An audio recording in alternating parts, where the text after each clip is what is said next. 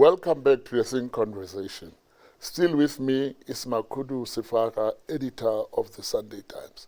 You were still saying about the national dialogue to say, is it government run or whatever? I would like to continue with that thought process. Yeah. Yeah. So I was saying, whose dialogue is it, and what are the processes that led to the selection of the eminent persons who are going to coordinate what happens going forward?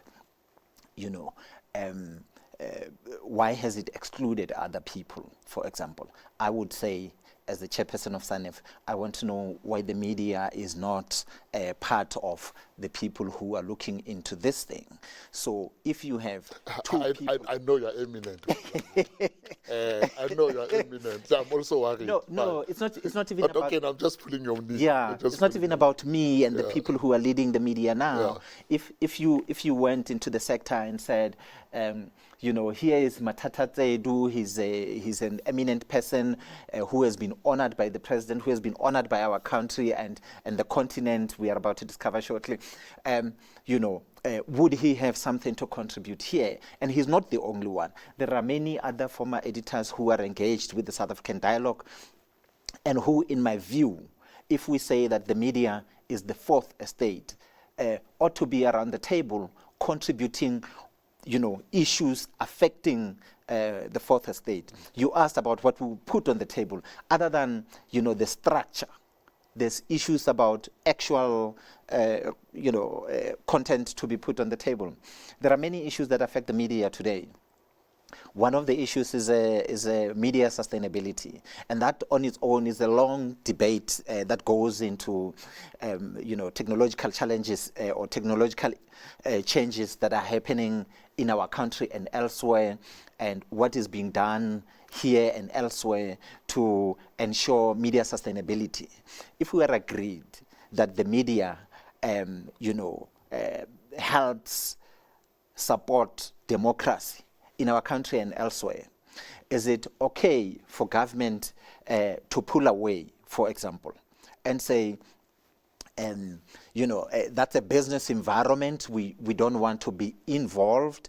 If there's a tech firm from Silicon Valley that engages in practices that the Competition Commission has said, are anathema to competition within the media space, and there's issues of size in terms of the players within our country, is it okay for government to sit at the back and say, let's see how it unfolds? So I'm saying government has got to be actively involved, because what is put on the table in our country as areas of debate, whether it's narratives or whatever, is important for our country. Even Joe Biden. Let me. I want to follow on that to say there's a chronic grievance, very chronic grievance, about the media, that it is owned by white monopoly capital or some fictitious group of people out there owning the media and deciding what should happen with it, what it should report. There is that chronic grievance. Whether it's a myth or truth, can you once and for all clarify this? Is it true that South Africans live in a sponsored narrative by the media? Why is this perception of media ownership so chronic, and it doesn't want to leave the discourse space of our country, even if there are changes? Yes. So what undergirds such notions is a lot of ignorance about operations. Some people get stompies about what's happening in newsrooms, and then they go online where their comments are not modulated, and they share all manner of things, all manner of theories that are not rooted in truth.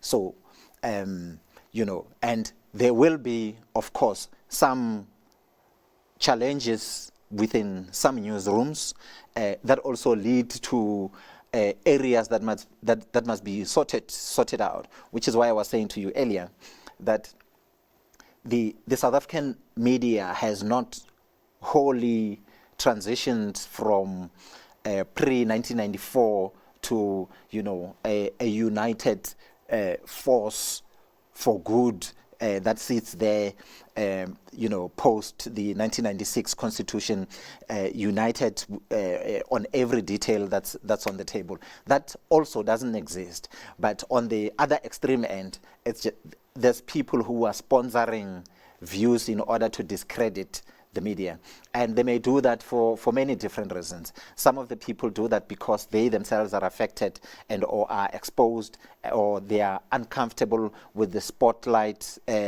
on truth or on their lives. And you know, they say, but you know, it's the media, this is white monopoly capital, you know.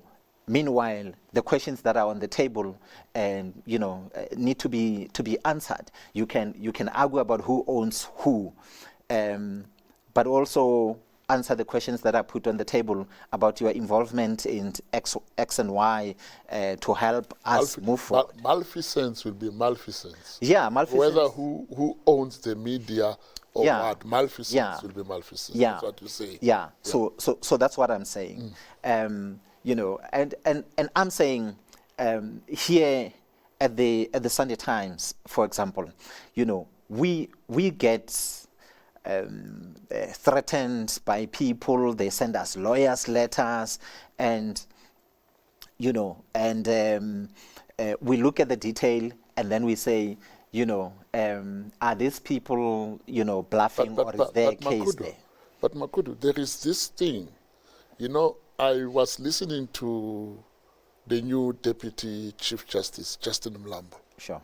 You know, he was asked a very, very, very piercing question about constitutional transformation or transformation of justice, of the judiciary. And in answering that, he almost bemoaned the hold of conservative jurisprudence. Yeah. As a factor delaying movement to a genuinely independent judiciary. Sure. Why do I feel that the media might not have arrived at our constitution as the supply side of media practitioners? I mean, are the schools of journalism teaching media that will be appropriate to what our constitutional dispensation is saying? Why do I feel like yeah, why do I feel like that? Yeah. No, and it's not our intention to argue against that, because there would be people naturally who are still hung over what happened in the past. When we talk about transformation in our country, and when we talk about the need for redress, to them, these are racialized laws. South Africa must deal with racialized laws. When did they become racialized? You know, before 1994, what was happening? Were they racialized laws? And when the Constitution was passed in Parliament and accepted around the world by an overwhelming majority as a progressive constitution, did the clauses within the Constitution that talk about the need for redress, did the preamble of the Constitution that promises to you know, safeguard constitutional social justice, human dignity, you know, the positive values that are contained in the Constitution, that takes, or that take into consideration where we come from and the need to redress the injustices of the past. And 30 years later, people want to behave like, no, the biggest crime in our country is change. And that narrative should not be supported and that narrative is feeds exactly into what Judge President was saying, and it is something that we will support. But what I'm saying is that in addition to that, you will have, quite a number of things that are happening within newsrooms. But Do you agree that the media, just singling it out, it's a potent tool for helping a nation understand the fundamental of its intercultural interactions and develop solid nationhood? Yeah. Do we love who we are as South Africans? Yeah, we but love perhaps who we the are? question for me Because is... I just want to say why I'm asking, do we love who we are? While other countries are talking about make America great, make China great, make what great again, we seem to be talking about make apartheid great again or something like that. Do we love ourselves? And is the media helping us? We left with 3 minutes for that answer. Sure. And 3 minutes get around their boxing. Okay, here's the knockout punch. So my view is we don't have a unified understanding of who we are, where we come from, and where we need to go. There are people who are deliberately not making an effort to understand where we come from, and so they are engaging us and the whole country today about where the country need to go, ignoring the whole history that is included within the Constitution. And if you do that, you are creating a cesspit of toxicity, which is why in our country people will say, oh, we are a noisy nation, and our debate is not steeped in the right things, But having said that, I want to say also, in terms of what is put on the table, when we critique the president or leader of the opposition, we are not declaring war, or we are not saying we are against anybody. We're just saying we are interested in you looking at these things that are not going right in the country and correcting them, because if you do, the people who benefit are ordinary people in our country, and we are moved by the need to help ordinary people in the country, and we should help them regardless of who gets offended by the message. But it is important for the media to always consider that the South African story is not just one negative story or one positive story. It is a fusion of those. It's about progress and challenges that we have. Thank you. Makhudu Sefara, South African story is not one positive story or one negative story. It is a convergence of our day-to-day life. We should just love ourselves. And that brings us to the end of the conversation with Makhudu Sefara.